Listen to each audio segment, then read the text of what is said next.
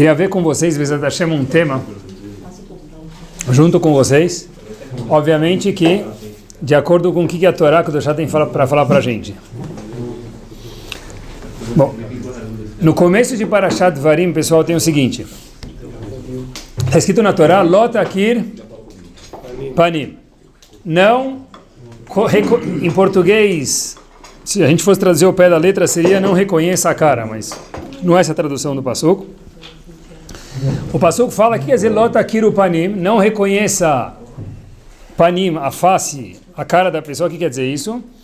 A gente aprende daqui para não dar favoritismo no julgamento. O que quer dizer? Você não pode favorecer alguém e não outro. Por exemplo, diz Alahá para a gente, diz Agmará para a gente também o seguinte, olha, você não pode dar um benefício para um mais do que o outro. Vamos dizer que duas pessoas vêm ser julgadas. Os nossos famosos Reuven e Shimon. O juiz, o Bedin, o tribunal, a corte, não pode deixar uma pessoa de pé e outro sentado. Por quê? Porque uma vez que eu estiver sentado e o outro de pé, o que vai acontecer? Vai falar, poxa vida, por que ele deixou ele sentar e eu ficar de pé? Deve ser que tem algum plus aqui para ele, algum benefício para ele. Então eu não vou conseguir nem, eu que fiquei de pé, não vou conseguir nem me expor direito e vou perder o julgamento. Então a gente aprende Lot Akir Panim, quer dizer, quando vem uma pessoa na corte, não favorecer uma das pessoas que está sendo julgada mais do que o outro que está sendo julgada. Os dois têm que ter as mesmas condições. E daqui também aprende o Talmud, o Malachá, e aqui a gente vai se concentrar hoje, mesmo que nós somos brasileiros e brasileiras, o seguinte, existe a proibição de shohad. Shohad quer dizer o quê? Suborno. Está escrito, Lot Akir Panim, não favorece um mais do que o outro, então você não pode, você juiz, tem a proibição de receber shohad, suborno, de uma das duas pessoas que vêm ser julgadas. Agora, o que quer dizer suborno? O que é suborno? É um carro novo? Uma ilha no norte do Brasil? É um barco? O que é? Uma caneta? O que é? Que tipo de suborno? Pessoal, eu vou contar para vocês pouquíssimos exemplos, 2 ou 3 exemplos que a Gemara traz para a gente, que fala sobre isso no fim do Tratado de Ktuvot, mais precisamente na página 105b.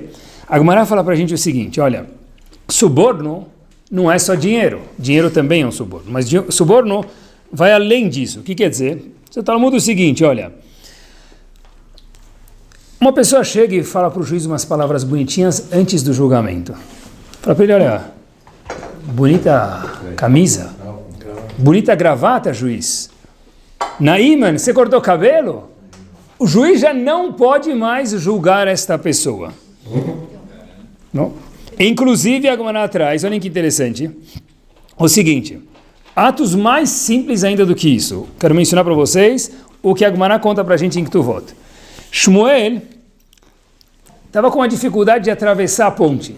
Entre parênteses, uma vez eu vi, eu acho que é verdade, pelo que eu procurei, tem um conceito que a gente fala na rua aí, ladies first, né? Então, da onde vem esse conceito?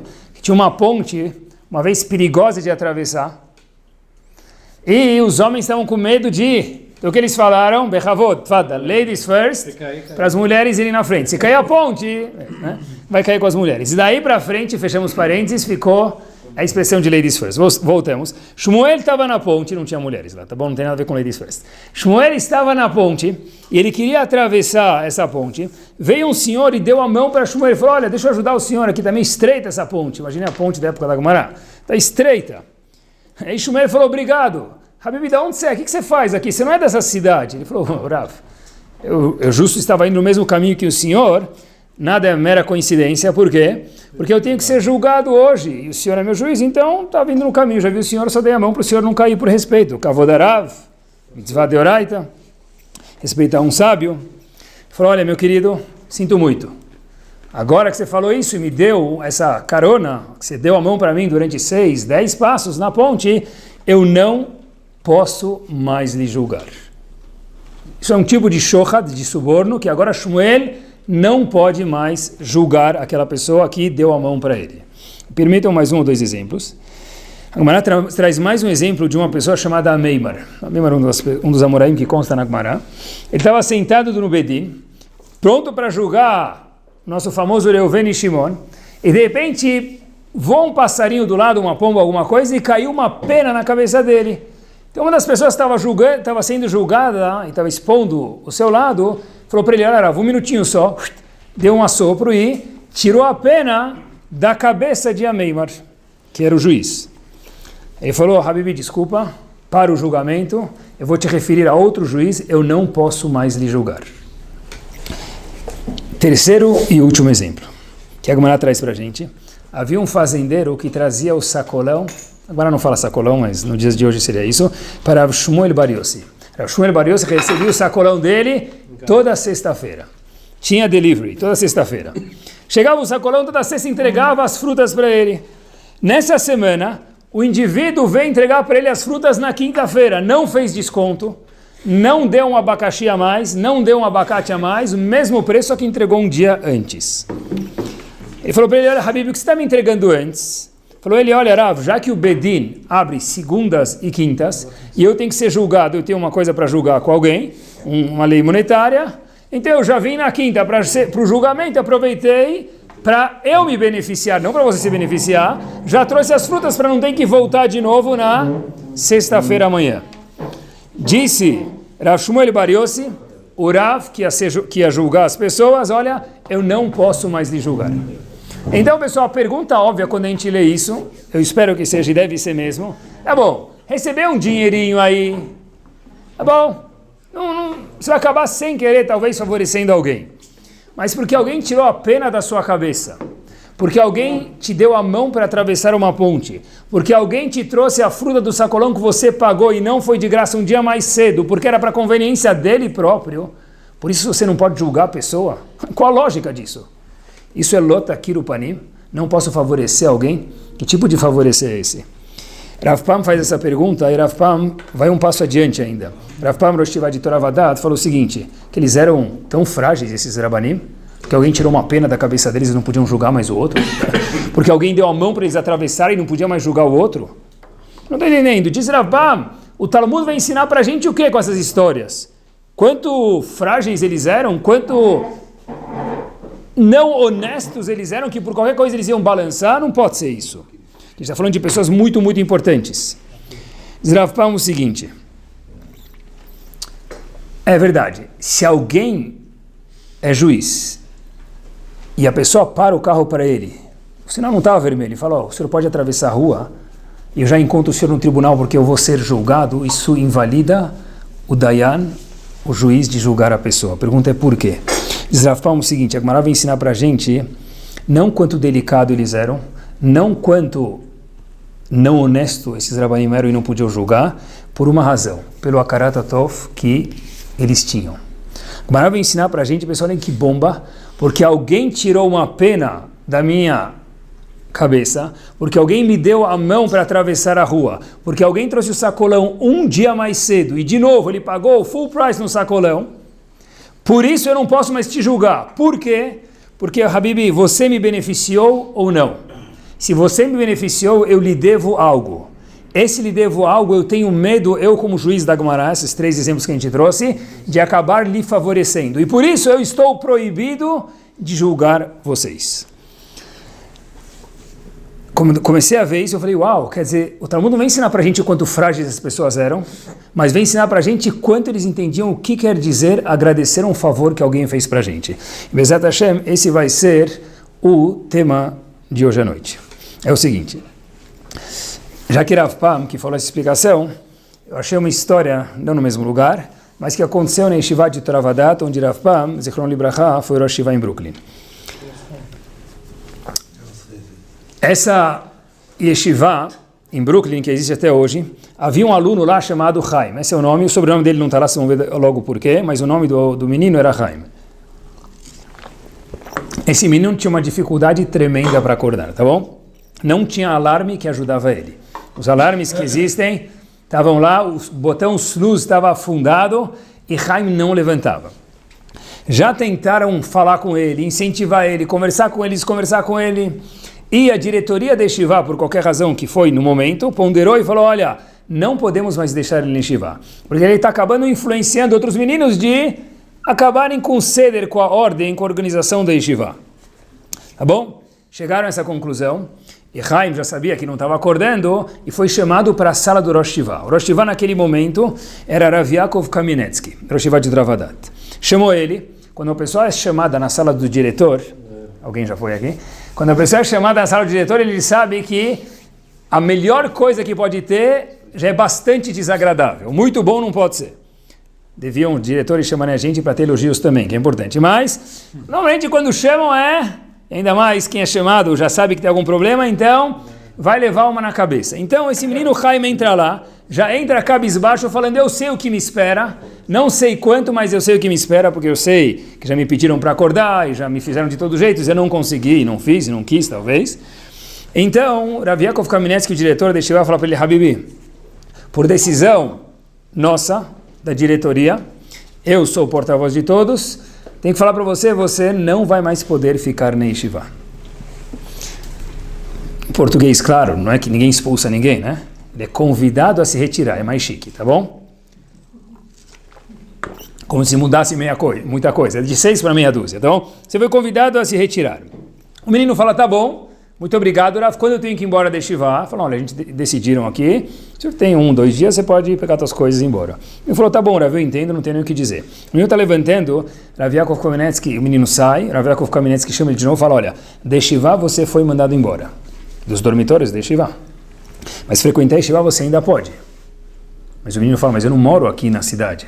Se Rav Yaakov Kamenetsky para ele, eu sei, você vai dormir na minha casa. O menino falou, tá bom, não foi dormir na casa do Rav Yaakov Kamenetsky.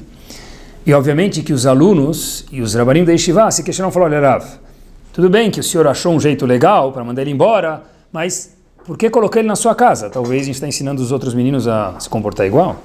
O Rav Yaakov Kamenetsky é o seguinte, ele não pode ficar em Yeshiva, mas eu tenho um problema com isso. Pessoal, olhem o que quer dizer a Karatatov. Eu estudei em Kovno, na capital da Lituânia, durante alguns anos. Esse Kolel, esse lugar onde eu estudei, onde eu fiz parte, quem fundou ele há 100 anos atrás, na época que ele falou, foi Rav Israel Misalant. E Rav Israel Misalant fundou esse Kolel, o vô desse menino Chaim, que a gente agora teve que mandar embora da Yeshiva, dos dormitórios. Ele foi um dos pilares do Kolel e eu estudei naquele Kolel. Então, se ele não pode dormir no dormitório da Yeshiva, eu tenho a obrigação, como pessoa, não como diretor da Yeshiva, de absorver ele na minha casa. Esse menino Chaim foi e morou alguns meses na casa do Rav Yaakov Kamenetsky. Se ele acordou ou não, boa parte da história eu não sei responder para vocês. Mas pessoal, olhem que bomba! Olhem que espetacular! Eu tenho uma posição como diretor e tenho uma posição como pessoa. Por quê? Porque eu estudei num colégio faz algumas décadas atrás e o vô desse menino era uma das pessoas que mantinha o colégio e eu me beneficiei disso. E daí, já foi, Rabino, você estudou lá, você merecia, você foi um dos melhores Avrechim, com certeza, virou famoso, um dos Gdolim dos Estados Unidos, com certeza, Rav Yaakov Kamenetsky, disse ele daí. Quando nós nos beneficiamos de alguém, seja uma pena, seja dar a mão para atravessar a rua, como a gente mencionou na Gemara, seja um dia de sacolão mais cedo, nós devemos a Karatatov. Porque talvez a pessoa não sente isso, porque a Gemara veio contar para a gente até onde pode chegar um homem que tem as midot refinadas a entender quanto a Karatatov deve. Então aqueles rabanim, inclusive, não julgavam mais as pessoas. Introdução para a próxima história, para que a gente entenda um pouquinho o que quer dizer a Karatatov e eu aprenda junto com vocês, é o seguinte. A gente sabe que existe um conceito chamado Ribit na Torá. Ribit quer dizer juros. Inclusive, os juros não só monetário, quando eu dou 10 e pego 12 de volta. Juros, de acordo com Shulchan Aruch, existe um juro chamado Dvarim, com palavras. O que quer dizer? Por exemplo, eu emprestei para alguém o meu carro, emprestei a alguém o meu relógio, emprestei para alguém a minha blusa, o que for, minha caneta. Essa pessoa não pode falar para mim de volta, olha, está aqui sua caneta de volta, aí tisquela mitzvot, que você tenha muitas brachot. Por quê? Porque eu dei uma japona para ele me devolveu uma japona mais uma brachá. Isso entra no contexto de ribit, de juros, porque eu dei X e recebi X mais alguma coisa. As halachot de ribit são um pouco complexas, não é o ponto do shiur, bastante complexas, mas essa introdução a gente precisa da história. Em relação a dizer obrigado ou não, falar só obrigado tem machloket. Falar obrigado pelo esforço de ter me emprestado tal coisa pode. Falar só obrigado tem machloket de discussão. Venho para a história agora, olha que bomba. Rav Shimon Schwab estudou na Yeshiva de Mir, também na Polônia. Antigamente não havia cartão de crédito, e se havia, Rav Shimon Schwab não tinha cartão de crédito. Então, às vezes os meninos precisavam voltar para casa uma vez por ano, em Pesach voltavam para casa, da Yeshiva, para visitar os pais. E aí, no meio do caminho, durante o ano, talvez o dinheiro que ele levou à mesada terminou. Então o que os meninos faziam? Pegavam o dinheiro do Rav emprestado e quando chegavam em casa, devolviam depois quando voltavam de novo para Yeshiva após Pesach. Rav Schwab pegou dinheiro do Rosh Yeshiva, do Mashgiach de Mir, Rav Yerucham Mir, e ele volta depois de Pesach com o dinheiro para agradecer o Rav. Falou, Rav, está aqui o dinheiro, eu queria agradecer o senhor, obrigado, me quebrou um grande galho. Rav Yerucham Mir fala para ele, Habibi, como assim agradecer? Não pode me agradecer, é ribit. Quando você me dá quando eu te dou alguma coisa, você não pode devolver com isso, por favor, não me agradeça. Falou, tá bom, Rav, você tem razão, desculpa, não sabia. Acabei aprendendo também a Halachá. Ano seguinte, Pesach de novo, o Rav Schwab ia para casa. E acabou gastando o dinheiro que tinha, um pouco, durante o ano, e precisava de dinheiro para comprar passagem de trem para ir para casa. Rav Schwab vai de novo para Rav Yerucham e fala, Rav, posso pegar alguns tostões emprestados para pagar a passagem? Rav Yerucham fala, claro. Pegou o dinheiro, pós-Pesach ele volta e devolve o dinheiro para quem? Para Rav Yerucham Mir. E coloca o dinheiro na mão dele e sai. Rav Yerucham Mir olha para ele e fala, ei, Habibi, é assim que você devolve o dinheiro? Aí Rav Schwab fala, desculpa, Rav, mas a vez passada, faz um ano atrás, eu vim aqui, peguei o dinheiro do senhor, fui devolver, o senhor me ensinou uma halachá que não podia agradecer. Agora eu venho e não agradeço, eu também levo bronca? Catch 22, o que você quer que eu faça? Pessoal, olhem o que quer dizer a Karatatov. Se Rav Yerucham Mir, se a halachá te impossibilita, neste caso de agradecer, pelo menos faça algum semblante, algo com sua cara mostrando que você quer agradecer, mas não pode. Devolver o dinheiro de uma forma fria é uma violação das suas midot, que também é grave. A ideia que tem aqui, queridos, é o seguinte: até onde tem que ir a Karatatov, a gratidão que nós temos que ter por pessoas que nos fazem favores. Observem algo curioso, uma história que talvez a gente conhece, com certeza a gente conhece, mas não tinha pensado nesse enfoque. Moshe Rabbeinu,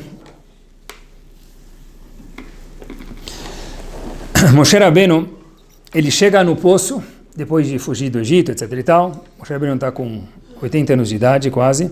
Ele chega no poço e ele vê umas mulheres em Midian que estavam querendo dar água para o rebanho. As mulheres cuidavam do rebanho, a gente conhece a história, se não estou relembrando, e elas querem levantar a tampa, só que a tampa era muito pesada, as mulheres não conseguiam, então elas normalmente esperavam todos os pastores virem, levantar a tampa, beber, dar de água para os animais beberem e voltavam para casa só no fim da tarde. Naquele dia, já que apareceu esse homem Moshe Rabbeinu, ele era muito forte, então ele pegou, levantou a tampa, as mulheres deram água para o rebanho beber, e por consequência, o que aconteceu? Elas chegaram em casa mais cedo. Chegam em casa, em vez das 6 da tarde, chegaram às 3 da tarde aquele dia. Então, o pai delas, quem era o pai delas? Yitro, futuro sogro de Moshe Rabbeinu, falou para elas em Yiddish, Shubakir, o que aconteceu? O que estão fazendo aqui tão cedo? Se vocês sempre chegam às 6 da tarde e hoje estão chegando às 3 da tarde, ou não fizeram o trabalho, aconteceu alguma coisa, me conta, minhas filhas, o que aconteceram. Então as meninas falam o seguinte para o pai, Ish Mitzri Hitzilano, um homem egípcio nos salvou. Agora, os comentaristas e o Midrash se questionam, tá certo que homem egípcio, que era Moshe Rabbeinu que veio do Egito, mas por que chamou ele justo dessa forma de homem egípcio? Porque a Torá conta pra gente que Moshe Rabbeinu é referido pelas filhas de Yitro como um homem egípcio que salvou elas, ajudou elas a pegar água e voltar para casa mais cedo. Por que contou ele é egípcio? Olhem que espetacular, Rav Yaakov Kamenetsky fala o seguinte: quando Moshe Rabbeinu deu de beber para elas, falou, eu te ajudo, levantou a tampa. Elas foram agradecer ele. Eles falaram, olha, não precisa me agradecer. Sabe por quê? Essa é a minha índole. Quando eu vejo alguém sofrendo, eu quero ajudar. Prova é que o quê? Lembram no Egito? Haviam 2 Yehudim brigando, o que Moshe Rabbeinu falou? Porque vocês estão brigando. Havia um egípcio e um Yehudi brigando, o que Moshe Rabbeinu falou? Porque vocês estão brigando. Moshe Rabbeinu podia muito bem ficar onde? No palácio, dormindo e tomando limonada on the rocks. Por que Moshe Rabbeinu foi lá e se atreveu, e foi isso que fez ele ser expulso do Egito e sair correndo e quase morto, a se meter numa briga. Moshe Rabbeinu falou, a minha índole é de ajudar as pessoas. Quer dizer, olhem que bomba, Moshe Rabbeinu falou para ela, vocês não precisam me agradecer, esse é o meu eu não fiz por vocês. Fiz também por vocês, mas eu fiz por mim, eu faria por qualquer pessoa, mesmo que eu não conheço vocês. Ótimo. Chegam as mulheres na casa delas e falam para o pai, sabe por que a gente chegou mais cedo? Ishmitzri Tzilano, um homem, um sujeito do Egito nos salvou. O que quer dizer isso? Ele já tem um background no Egito lá, que ele fica ajudando as pessoas. Ele ajudou 2 lá, 3 lá, 4 lá, mas a gente no caminho, pai. O que você quer que a gente faça? Hazako Baruch, a gente vai pegar o telefone dele, ligar para ele? Obrigado, tchau. E Tró fala, para um minuto, cadê ele? Mas como assim, cadê ele? Sei lá, deve ter pegado a Dutra aí e foi passear, eu não sei onde ele está. Como é que eu vou saber cadê ele? Eu nunca vi ele na minha vida. Eu só sei que ele é uma pessoa que gosta de ajudar as pessoas e falou pra gente que não precisa nem agradecer, essa é a índole dele. E Tró falou o seguinte, por favor, chama ele em casa. Chamou Moshe Rabbeinu em casa. Qual foi o fim da história, meus queridos? Que Tzipora acabou casando com Moshe Rabbeinu e saiu os filhos de Moshe Rabbeinu que nós conhecemos. Pessoal, da onde veio o Shidur, o Basra, o casamento de Moshe Rabbeinu?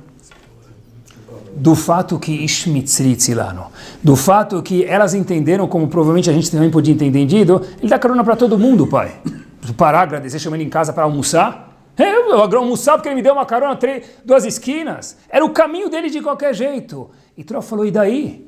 Ele te beneficiou ou não? Essa é a pergunta. Sim, merece agradecimento. Traz ele para casa. E Tró gostou tanto dele. E Moshe Rabbeinu gostou tanto de Tró e das filhas que acabou casando com Tzipora, que virou esposa de Moshe Rabbeinu. Da onde saiu o casamento, meus queridos? Do fato que a gente poderia ter dito o quê? Não precisa, ele estava no caminho dele de qualquer jeito. Mas essa não é a pergunta quando se diz a Karatatov. Eu fui beneficiado ou não? Se eu fui, eu devo a Karatatov. E por essa fineza que Itró teve, por isso que saiu o casamento de Moshe Rabbeinu e Tzipora. Provavelmente, se essa história tivesse acontecido no século XXI, quem teria falado para o cara? Hazako Baruch. Acabou. Hazako Baruch já é um agradecimento. Mais do que isso você quer?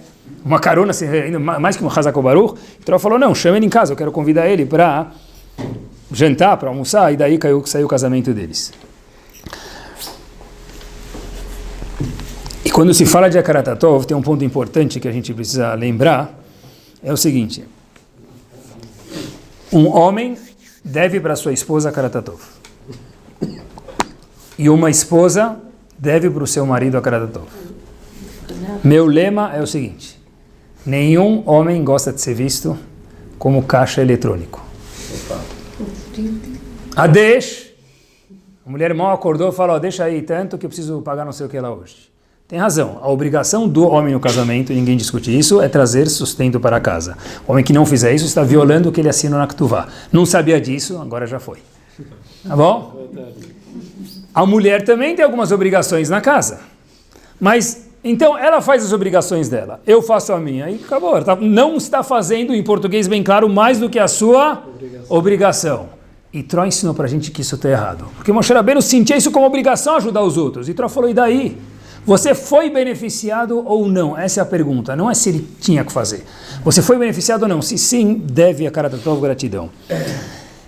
A Gemara conta pra gente, no Tratado de Evamot, na página 63a, o seguinte, que Rav Hia tinha uma esposa que ninguém deseja para o outro, pessoal. Como que era a esposa? Ele falava para ela, quero comer mjadra, o que ela fazia para ele? Mexe. Quero comer carne, o que fazia? Queijo. Quero comer queijo, faz carne. Quero comer leite, faz peixe. Então ele já estava com vontade de fazer o quê? Você já pede queijo para sair carne à noite e já sai no menu.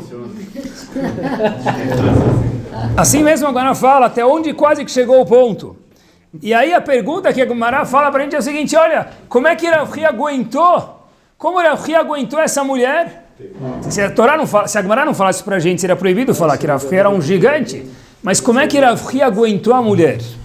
A Gemara fala para a gente o seguinte, como eu aguentei minha mulher, mesmo que ela fazia tudo o contrário do que eu pedia, não é suficiente que ela cuida dos meus filhos e salva o homem de pecados sexuais, isso já é suficiente para que eu tenha que agradecer a ela. Rav Wolbe, quando traz essa Gemara no livro dele, Ereishur, aponta a seguinte observação. Por que a Gemara veio me contar isso? Para saber que, de fato, tem defeitos. No caso de Rav Hia, parece que era muito difícil, e Baruch Hashem, que a gente não tem esse teste nenhum de nós. Mas, saber que nós, homens, devemos agradecimento a elas. E nós, mulheres, devemos agradecimento a eles. Mesmo que ele não faz mais do que obrigação. Fazer a obrigação deve um Yehudi mexer, chacoalhar, balançar e vasculhar dentro de si. Será que eu estou trabalhando minha midá, minha característica, meu atributo de Hakarat Tov, de gratidão? Agora, pessoal, por que normalmente o ser humano tem uma dificuldade de agradecer os outros de Hakarat Tov? É difícil. Muito mais fácil pedir, reclamar do que agradecer, muito mais. Por que a gente tem dificuldade, nós como seres humanos, de Hakarat Tov, de gratidão? Talvez uma das razões é o seguinte: quando nós esperamos muito de alguém, então, quando a expectativa é alta, a gratidão é quase que nula. Vou dar um exemplo para vocês. Vamos dizer que tem alguém que eu emprestei para ele R$100, qualquer que seja o número. Ele chega e fala para mim: olha, meu querido, está aqui, um mês depois, estou te devendo 50, estou te devolvendo 50. Quanto que eu vou agradecer? Alguém me vê ele me dando R$50. Você nem agradece ele? Você não agradece ele. Meu amigo, ele me deve 100. Passou um mês do prazo, ele está me devendo 50. Você quer que eu ainda agradeça ele? Quer dizer, quando a expectativa é alta, eu esperava dele 100, que no caso, de fato, eu esperava, ele devia para mim, então eu não preciso agradecer com 50. A gente tem que lembrar o seguinte: a Kadosh Baruch Hu não nos deve nada. Eu vou repetir uma frase que dói o ouvido pessoal, mas é o Emet. A Kadosh Baruch Hu não deve nada para nenhum de nós. Hashem ama todos nós, e Hashem, Bezrat Hashem, deu, dá e dará para todos nós. Mas a obrigação de eu cobrar de Hashem não me deve nada. Minha expectativa é: por que Hashem não me deu mais uma casa não sei aonde? Por que ele não me deu mais um carro não sei aonde? Por que Mas presta atenção. Quem somos nós, meus queridos, para cobrar algo de Akadosh Baruch Hu, dono do mundo inteiro? Quanto nós méritos temos para cobrar de Akadosh Baruch Hu? A regra é clara, que se a gente entender que esse é o Emet, que a minha expectativa tem que ser pequena, porque Hashem não me deve nada. E o que ele me der, está bem-vindo, o que ele me der, Bezrat Hashem mais, Hashem vai dar, porque ele gosta de todos nós. Mas se a expectativa é alta, Hashem tem que me dar, se Hashem tem que me dar, não haja festa que vai te deixar feliz. Não há apartamento, não há decoração, não há emprego, não há carro que vai te deixar feliz. Não há esposa, não há marido que vai te deixar feliz, porque ele me deve. E se alguém me deve 100, tudo menos que 100 não é razão para que eu possa agradecer. Frases do tipo: eu agradeço você, Akadosh Baruch Hu, em português, é difícil a gente verbalizar. A gente pode falar Modim Manachullah 40 vezes por dia. Talvez nem lembra o que está falando. Mas, pessoal, parar na fila do supermercado, parar no trânsito, parar onde tiver, falar: Kadosh Baruch Hu, eu te amo. Hashem, muito obrigado. Em português, só em português. É difícil isso, por quê? Obrigado por quê? Sabe quantos problemas eu tenho? Quer dizer, a alta expectativa gera falta de apreciação. Contam que, olha que espetacular, um menino saiu para a escola, estava se comportando bem já faz uma semana, e a mãe não deu nenhum presente para ele. O menino falou: poxa, tem alguma coisa de errado, né? Ele pegou um papel, olha que espetacular história de criança. As crianças têm as melhores histórias do mundo. Pegou um papel, escreveu no papel as seguintes 3 linhas: Ima, arrumei o banheiro depois de tomar banho, pendurei a toalha. E que escreveu do lado R$5. Escreveu na linha de baixo, na segunda linha: Ima, deixei meu quarto organizado dessa vez. Escreveu R$3. E por último, ele escreveu o seguinte: eu até brinquei com meu irmão essa semana direitinho, sem bater nada, mais R$2. E colocou embaixo: total devido a R$10. 5 mais 3 mais 2. Não tem 10% de serviço? Ele não tem. A mãe leu o papel, o menino foi para a escola, ele deixou o papel lá na cama. A mãe falou, obviamente, que é abu sacana, né, meu querido? Mas ela pega o papel, vira o papel atrás e escreve algumas outras linhas. A mãe escreve o seguinte: olha, eu carreguei você por 9 meses. E do lado escreve R$0. Eu acordei no meio da noite para te dar de mamar e trocar sua fralda algumas vezes. Escreve do lado, de graça. Eu cuidei da sua dor de dente quando seus dentes começaram a nascer e colocou lá um símbolo de 0. Não cobrei nada de você. Eu rezei por você algumas vezes quando você entrou na escola para você ter bons amigos e você é o que você talvez seja hoje e não cobrei nada de você, R$0. O amor que eu lhe passei e lhe passo de graça. Colocou do outro lado da folha e colocou no travesseiro do menino. O menino chega à noite para ver isso aqui, ele olha e fala para a mãe, Ima, você tem razão, está tudo pago por completo, esquece dos R$10.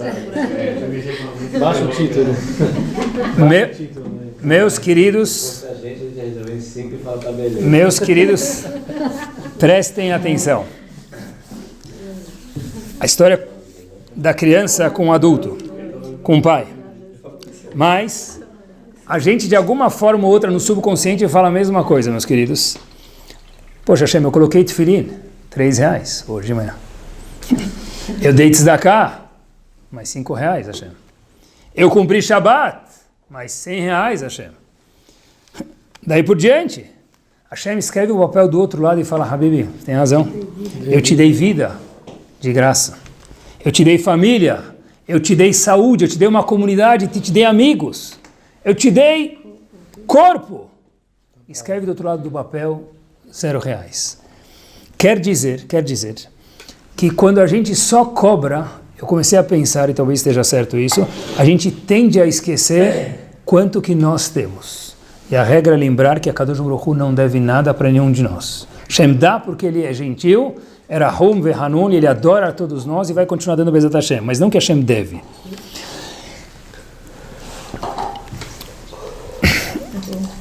Pessoal, eu acho que isso de verdade é o segredo da Simcha, da alegria da pessoa estar satisfeita, feliz com a vida dele.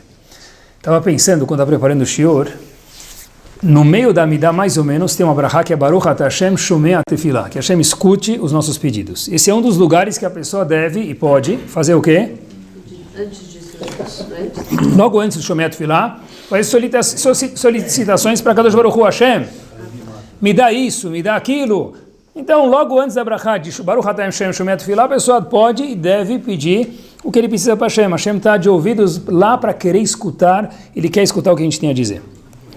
Fiquei pensando, olha que interessante, logo depois da brachá de Shomei Tefillah, qual a próxima brachá? Modim, não é? Não é Modim? O que é Modim? Agradecimento. Nunca vi isso escrito, mas acho que é verdadeiro. Você quer me pedir? Por favor, me pede que eu estou pronto para lhe ajudar. Mas olhem que bomba! Não esquece depois de pedir, agradecer o que você já tem. Olhem que espetacular! Não vi isso escrito, mas talvez seja verdade. Quando você vai falar Baruch Ata Hashem Shomei Tefillah e pedir, claro que pede. Hashem fala, eu quero que você me pede. O mais do que certo é pedir. Mas logo depois vem a brachá de Modim falar para a gente, não esquece Modim Anachnu Lahu, o quanto você, Habibi, já tem.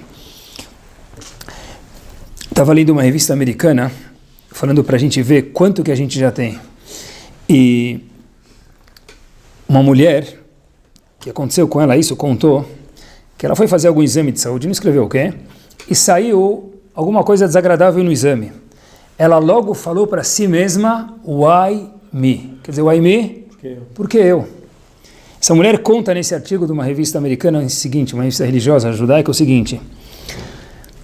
Logo depois que eu falei esse why me, falou consigo mesma essa mulher, ela escreve o seguinte, quando eu casei com um ótimo noivo, eu não perguntei para Kadosh Baruch Hu, why me? Porque eu.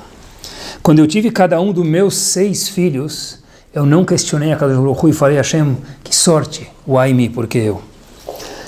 Quando eu casei algum dos meus filhos já, e virei vó e tive netos, eu não escrevi why me, não perguntei, não disse, nem pensei why me. Porque só agora que, infelizmente, tive uma notícia desagradável, eu me questiono why me. É quando tem Shomei Tefillah, tem que vir junto com isso Modim. E talvez qual me dá que dificulta a pessoa de ser uma pessoa bem agradecida. No cérebro, o cérebro do ser humano é a coisa mais espetacular do mundo. Está escutando hoje no rádio que nos hospitais no Japão já tem robôs para atender as pessoas. Tem atendentes, o robô que faz lá ali a triagem no hospital, que a gente só vai no hospital para ver as pessoas darem a luz, coisas boas. tem na triagem do hospital o quê? Um robô. Mas mais inteligente do que qualquer robô é a coisa que nós temos aqui dentro da testa de cada um de nós, o cérebro. O cérebro do ser humano é a coisa mais espetacular do mundo. Olha como o cérebro funciona. Sabe, alguém me fez um favor. Eu não quero retribuir o favor. Custa caro, emocionalmente, tempo, dinheiro. O que a pessoa faz? O que ele faz? Ele racionaliza que o favor não está bom. Sabe por que ele me deu carona? Ele já está vindo para cá de qualquer jeito. Por isso que ele me deu um favor. Sabe por que ele esperou o elevador? Sabe por que ele esperou o elevador? Ele não queria ficar sozinho no elevador com aquela outra vizinha, ele esperou para mim entrar junto. Não é que ele me ajudou. Então, por que nós fazemos isso como seres humanos? Porque nós temos um cérebro espetacular e brilhante. E o cérebro fala, se eu conseguir fazer você, meu Hachambashi, racionalizar que o favor não foi um favor, o que eu ganho com isso? Eu não preciso mais te agradecer. É isso que o cérebro faz. Inclusive, quando alguém faz um favor para a gente, o que a gente fala em português? Em inglês não dá certo. Em francês não dá certo, mas em português dá certo. O que a gente fala em português?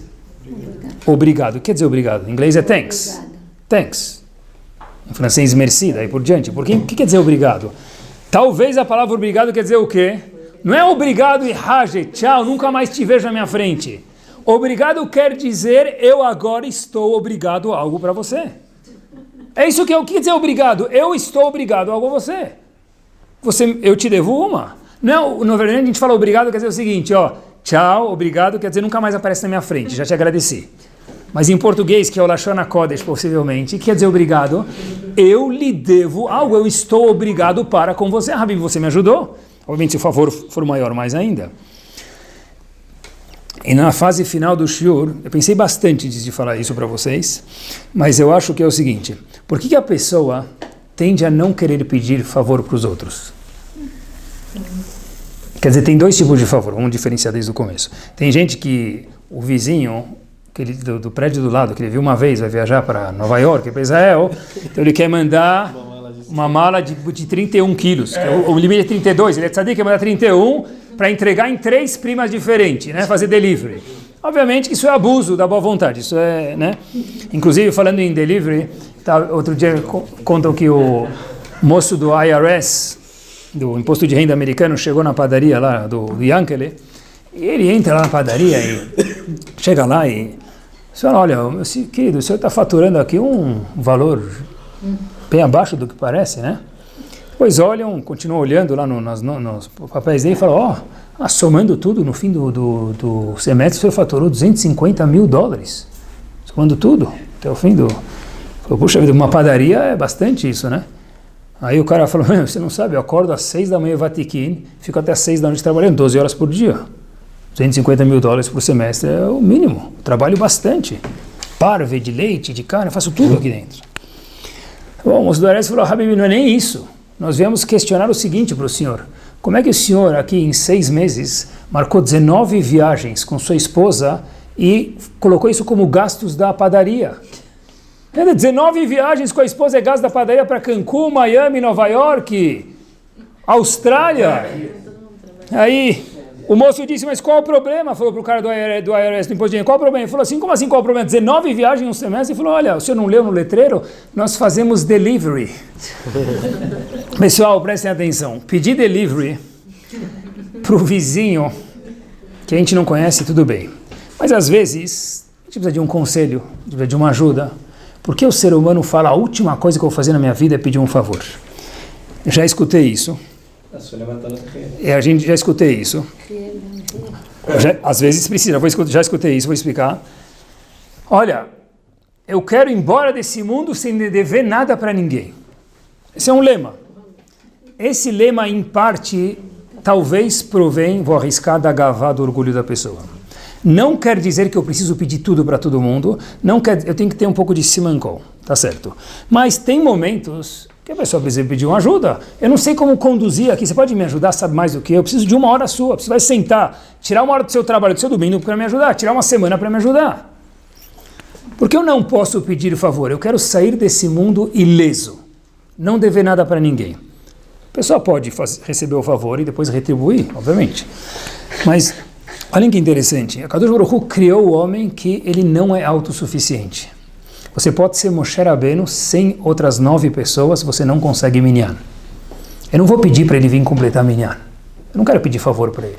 Habibi, qual o problema? Se você tem um pouquinho de proximidade, pede. E amanhã você seja homem de retribuir o favor para ele. Mas eu acho que ainda provém da gavá da pessoa, do orgulho da pessoa, eu quero sair desse mundo ileso sem pegar favor de absolutamente ninguém. Porque quando precisa, a pessoa tem que saber retribuir, se tem uma certa proximidade, não tem problema pedir um favor. O Hatam Sofer, uma vez, viu um homem que estava sendo muito rude com ele, muito ríspido com ele. Pessoal, olhem como o cérebro do ser humano é espetacular. Hatam Sofer falou a seguinte frase, que resume tudo em uma frase. Diz Hatam Sofer, Rav de Pressburg, o seguinte: poxa, por que esse fulano está sendo tão rude, tão chato comigo? Eu nunca fiz nenhum favor para ele. Que bomba! Por que ele está sendo tão rude comigo? Eu nunca fiz nenhum favor para ele. Quer dizer, entre parênteses, se tivesse feito um favor, a pessoa ia racionalizar e falar, não devo nada a ele, já paguei. Mas por que ele está sendo rude comigo? Eu nunca fiz nenhum favor para ele.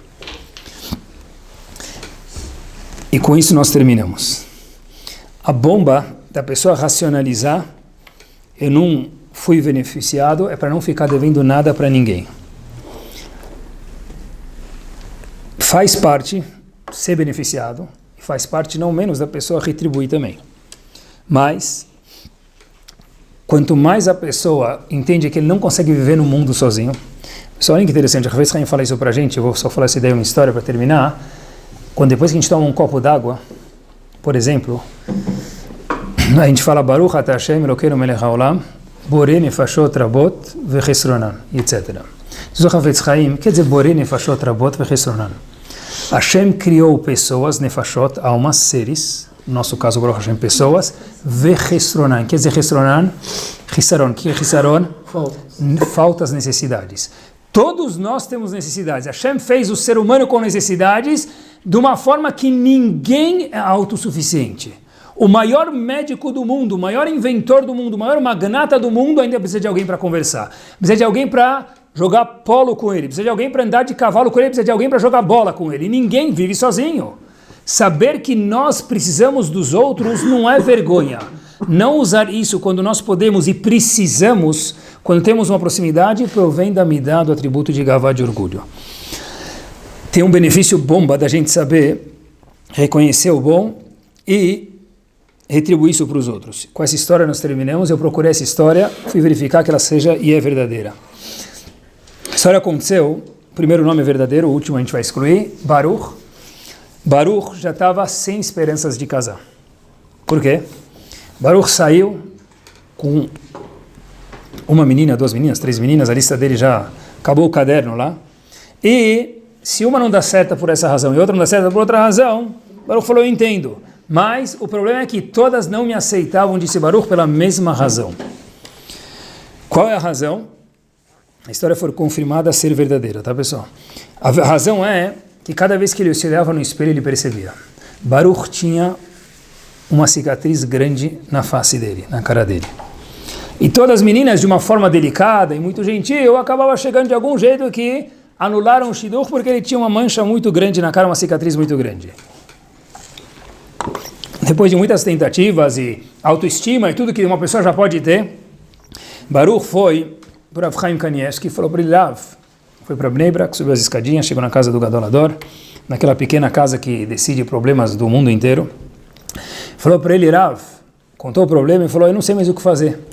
Rav Chaim Kanievsky deu a solução mais estranha possível. Falou para ele, olha, quando você sair de shidduch, em vez de tentar ficar com a mão na cara, cobrir a mão, que talvez você deve estar fazendo isso, e elas vão ver isso, conta para a próxima pessoa, ou para as próximas pessoas, o porquê você tem essa mancha na cara. Você nem me contou, mas conte para elas. Falei assim, como eu vou chegar lá e contar porque eu tenho uma cicatriz na cara? Isso é história que se conte no shidduch?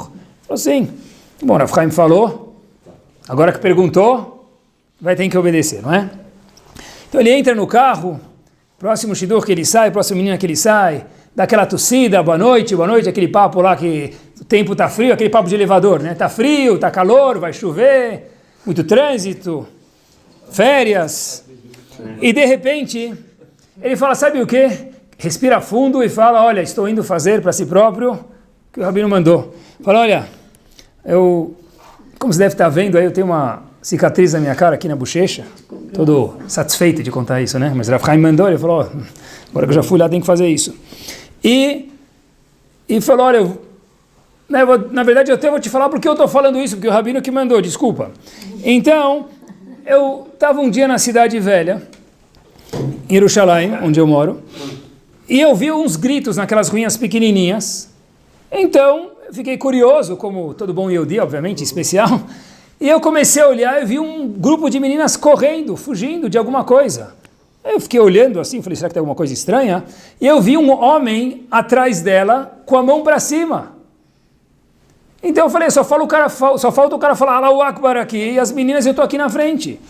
Então, eu fui atrás desse indivíduo, ele estava tão preocupado em pegar as meninas, que eu dei um grito, ele virou para trás, e eu peguei ele, e consegui segurar ele. Só que nessa virada que ele virou para trás, acertou a minha bochecha e fez esse corte aqui. Apesar que isso não tem nada a ver com o nosso Shidduch, me permitam, mas eu estou falando só porque o Rabino mandou, ele repetiu de novo. E ainda assim o cirurgião deu uma geral aqui, mas como você pode ver, perfeição só Hashem. Eu não consegui fazer melhor do que isso. E continuou conversando a história. Pessoal, prestem atenção, se fosse história da carrocinha, a gente podia falar, mas a história eu procurei para ver que era verdadeira. A menina falou o seguinte, eu era uma das meninas daquele grupo. Eu sou uma das meninas que você salvou. E até hoje, eu tentei casar com outros homens, mas não consegui. Porque sabia que tinha alguém que eu devia. Você é o homem certo, contou a história certa no local certo para a pessoa certa, Mabruk. Pessoal, vocês estão querendo saber mais do que eu sei. Olha que interessante, pessoal. Daqui a gente vê, meus queridos, o seguinte. Daqui a gente vê, pessoal, que quando nós fazemos favores para alguém, e a gente sabe ter a karatatov para o outro, vai lá saber quem vai ser o nosso shidduch. Dos nossos filhos, dos nossos casos, o que for, pessoal. Que Bezat Hashem, a gente possa ser sensível aos outros e lembrar que quando o Rav Pam falou, por que eles receberam uma pena na cabeça da mão para atravessar a rua, isso é suficiente para quê? Para não receber, isso é shochat, isso é suborno? Sim. Para pessoas nobres isso é suborno. Por quê? Porque qualquer favor merece uma retribuição. E por isso que nós viemos e tivemos o Moshe Rabbeinu como líder, se não fosse Ish Mitzri Tzilano. E Tró falou para elas, vai chamar eles. Eles falaram, mas ele ia fazer de qualquer jeito, ele faz isso no Egito. Ele não fez pela gente. Disse Tró, e essa é a pergunta que nós nos fazemos. E com isso a gente termina. Você foi beneficiado ou não? Se Habib, você foi beneficiado, merece um agradecimento. Boa noite.